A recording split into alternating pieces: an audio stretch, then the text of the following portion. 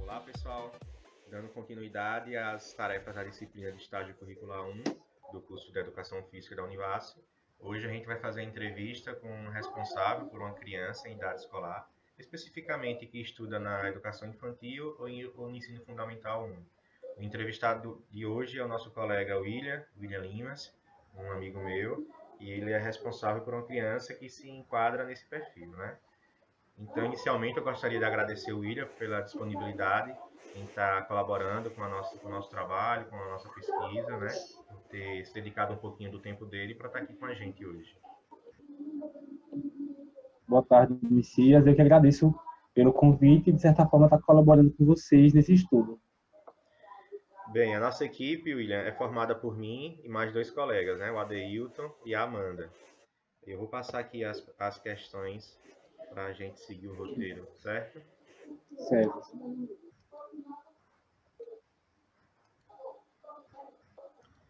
Então, William, as primeiras questões é perguntando qual a idade da criança, se ela estuda em escola pública ou particular e a série. Pronto. O menino, né? Jefferson, o nome dele. Ele está com 9 anos. Ele estuda na escola da rede pública. E ele está atualmente no primeiro ano do ensino fundamental. Isso porque Jefferson é uma criança que tem autismo. Então, ele passou muito tempo na educação infantil. Agora é que ele está no ensino fundamental. Ele é seu irmão, né? Isso, meu irmão. Vou passar para a próxima etapa. Então, além das aulas regulares, português, matemática, a criança participa de alguma outra atividade física dentro da escola? Se sim, qual e quantas vezes por semana? Então, ano passado, mesmo na educação infantil, que não é dividida por componente curricular, né? São eixos, campos de experiência. No entanto, como eles só são 4 aulas, eles tinham o quinto horário sempre vago. E dentro da escola, eles faziam algumas atividades para aproveitar esse tempo. E aí os professores levavam essas crianças para a quadra esportiva. Não tinha uma finalidade em si pedagógica, era só mais para não tumultuar dentro do espaço escolar mesmo, né? Então eles iam para a quadra, que é ao lado da escola, e sempre com o professor acompanhando, o professor que não era formado em educação física, ainda mais. E a frequência por semana era 2, 3 vezes, você sabe? Não, diariamente. Não estando chovendo, eles iriam diariamente para a quadra, no último horário. Tá bom. A próxima questão é: a criança participa de alguma atividade física fora da escola? Se sim, qual e quantas vezes por semana? Bom, ele joga bola, né, futebol, com outras crianças, mas diariamente o que ele gosta mesmo de fazer é pedalar. Minha mãe deu uma bicicleta para ele no ano passado. Legal. E aí diariamente, até enjoa o tempo todo para rodar bicicleta. Que bom. Inclusive na bicicleta grande. Eita. Pois é, Já levou vários saudável é tombos. criança ativa, né? É. Tendo o monitoramento de um adulto, deixa ele pedalar. Então, a próxima questão é mais sobre você, né? Você estudou na educação básica? Se sim, conte como eram suas aulas de educação física quando você era aluno. Então, é um trauma falar um pouco das aulas de educação física, porque eu nunca fui bom em esportes, né? E quando tinha... Geralmente era mais campeonatos de futebol e eu sempre ficava na arquibancada, não participava não.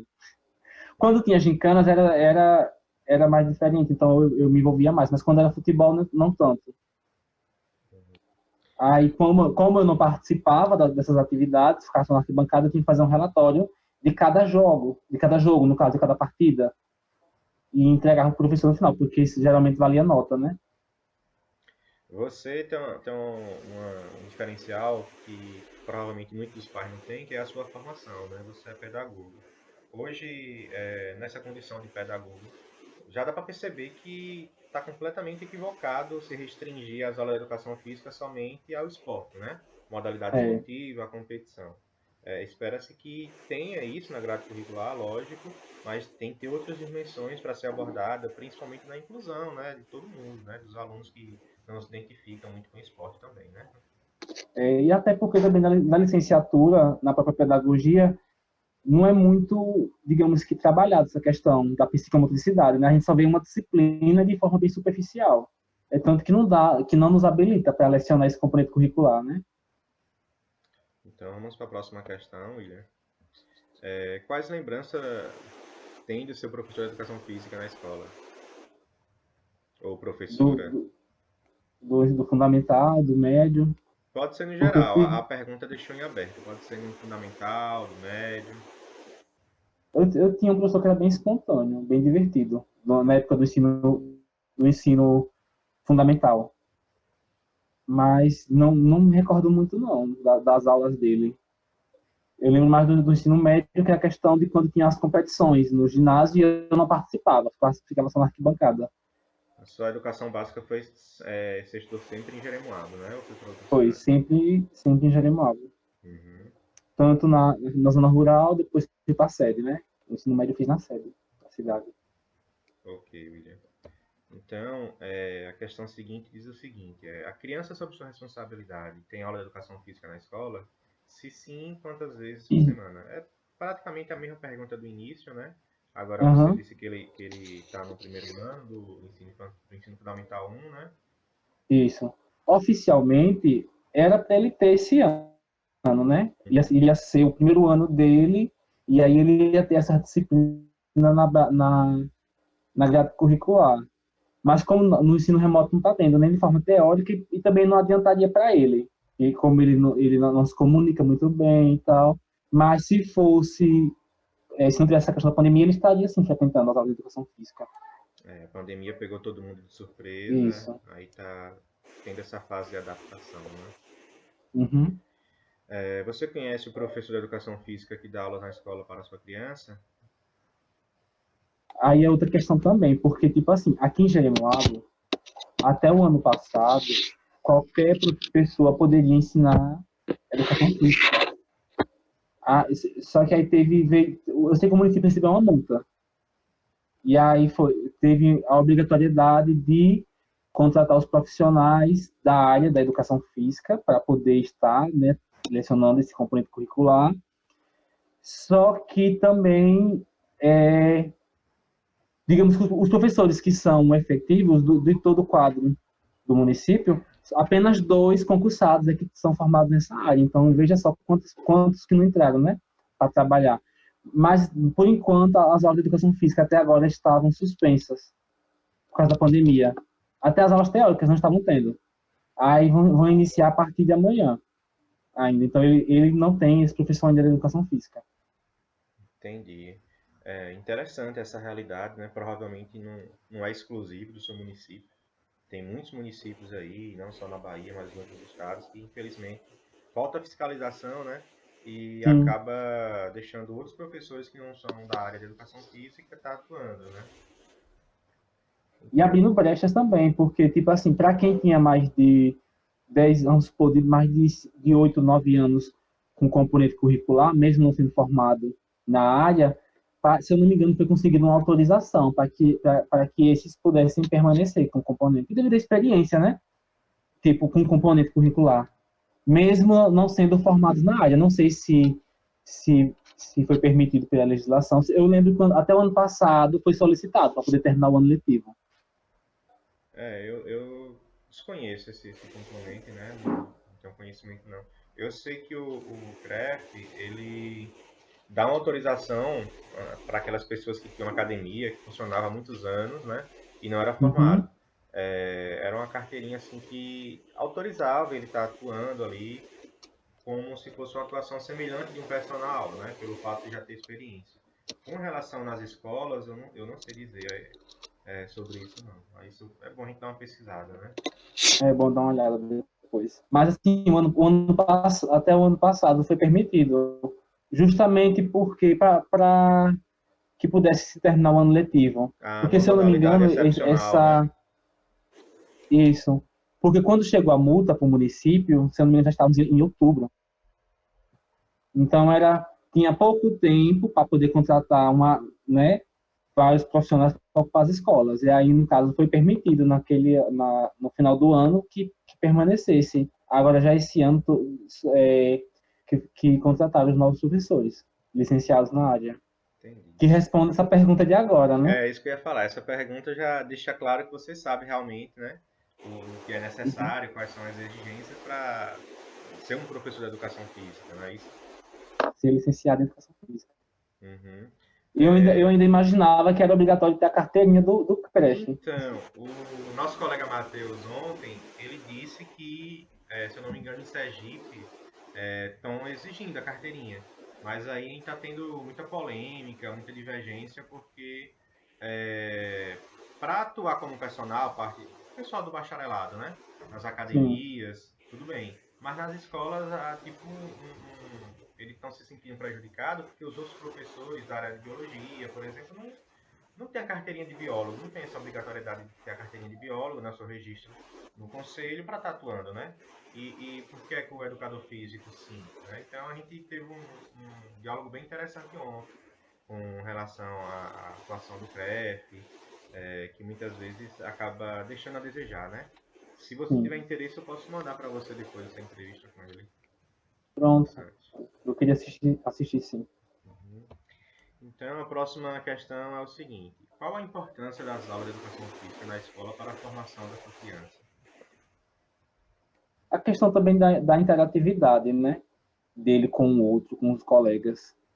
Não só a questão lúdica, mas a questão do movimento em si, do gasto de energia também, que é uma criança muito agitada. Então, esses tempos mesmo que ele não está indo para a escola, ele demora a dormir mais, porque o acúmulo de energia, né? E quando ele vai para a escola, que ele se diverte, que ele brinca, que ele tem essa interação com as outras crianças. E aí é uma forma também de ocupar o tempo dele, de uma forma proveitosa. Ô William, fugindo um pouquinho do roteiro, já que o seu irmão tem uma condição, né, diferenciada por conta do espectro autismo, você acha que o município, os professores, eles terão condições de promover a inclusão, assim, não só do seu irmão, mas também de outras crianças que tenham deficiência física, né? Porque é sempre bom a gente Uhum. pensar também nessa parte inclusiva. Será que É, Jeremoabo está preparada para lidar assim com essas eu acho situações? que nem Jeremoabo nem o Brasil ainda de forma significativa, Hum, porque a questão da preparação do professor também, né?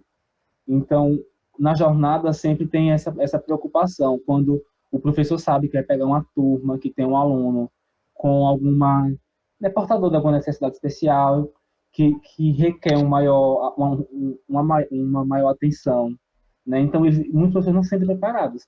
Então, assim, no município todo, tem, tem uma escola apenas que tem um auxiliar um instrutor de Libras, no caso, para quem é surdo e tal. Só que no caso para Jefferson não tem.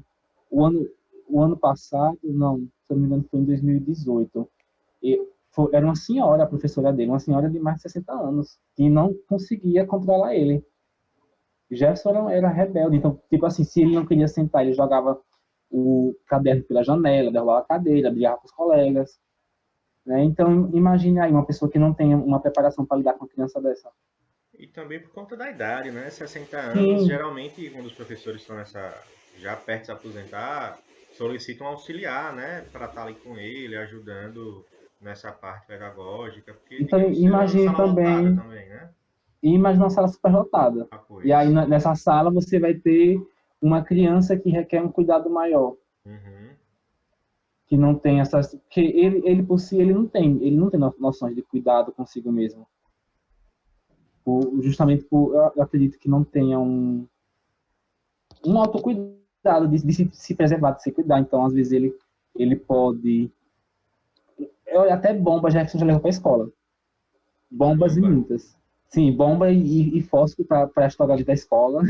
Bomba junina, fogo de artifício que você fala? Não, bombas mesmo, juninas.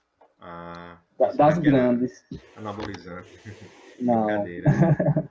Por isso que é bom o acompanhamento dos pais, ter uma boa comunicação com os professores também, né? Porque se tratou de criança, independente de ter alguma condição especial ou não, todo cuidado é necessário, né, William? E essa interação nas aulas de educação física é algo que traz para a vida fora da escola também, né, para o cotidiano. Então, as brincadeiras que eles aprendem lá, muitas vezes eles brincam também fora do contexto escolar. Então, na verdade, as aulas de educação física na, na, nas séries iniciais, principalmente, porque é algo ainda para a nossa região é novo. Está entrando no currículo agora, educação física. E a partir desse ano, no Fundamental 1, não tinha. Está entrando esse ano, devido à reelaboração do currículo, a questão da BNCC também influenciou muito, né? Uhum. Tem que acompanhar essas tendências curriculares mesmo. É. Então, Inclusive, estão em fase de construção, né, dos referenciais da Bahia, algo assim. Então, está tendo alguns debates nos municípios. uhum. A criança gosta de praticar esporte? Se sim, qual? Você meio que já respondeu também essa Foi. questão, né? Das pedaladas, andar de bike.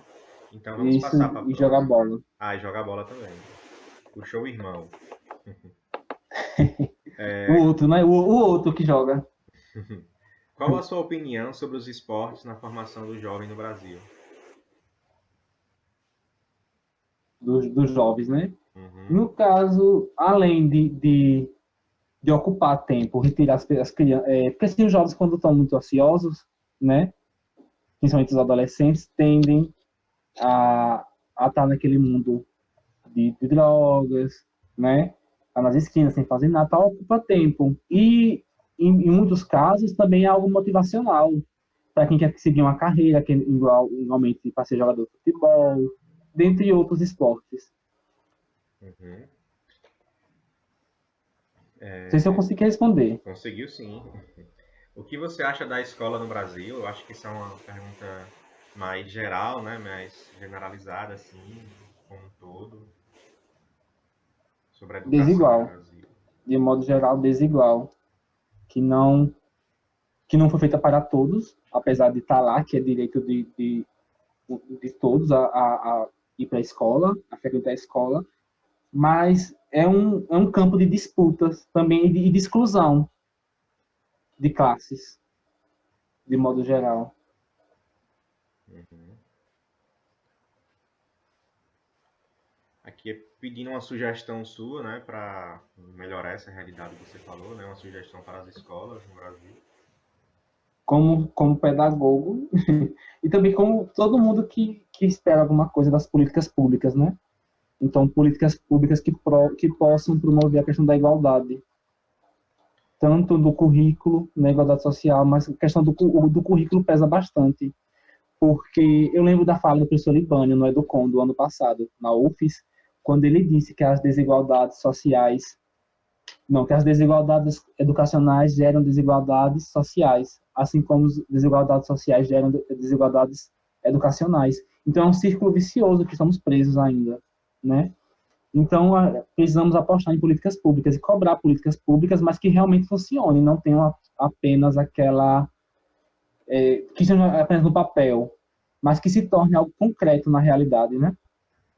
Infelizmente, quando a gente fala em políticas públicas, eu também tenho essa sensação com você de esquecimento, de negligência, porque nenhum ministro da Educação atualmente, né, hoje é o que é 2 de julho de 2020, temos ainda, né? Teve toda essa repercussão com o último, que nem chegou a assumir o cargo e com 4, 5 dias desistiu por conta daquelas inconsistências no currículo, né? Aquelas mentiras. Então, a gente percebe um certo descaso, né? Pelo menos essa é a minha visão. Eu sei que eu não sou entrevistado, mas você tocou no Mas assunto, eu não penso mais nisso. a gente percebe uma fragilidade enorme e de como a educação no país é enfeitada.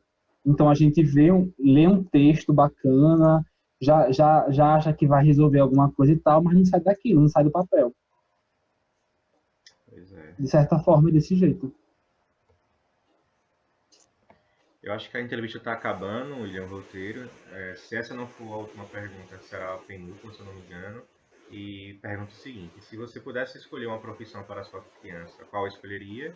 E também se você pudesse indicar uma profissão para ela seguir, qual seria, né? Eu sei É, que é uma pergunta simbólica, ninguém escolhe profissão, ninguém indica nada, mas só a título de curiosidade mesmo.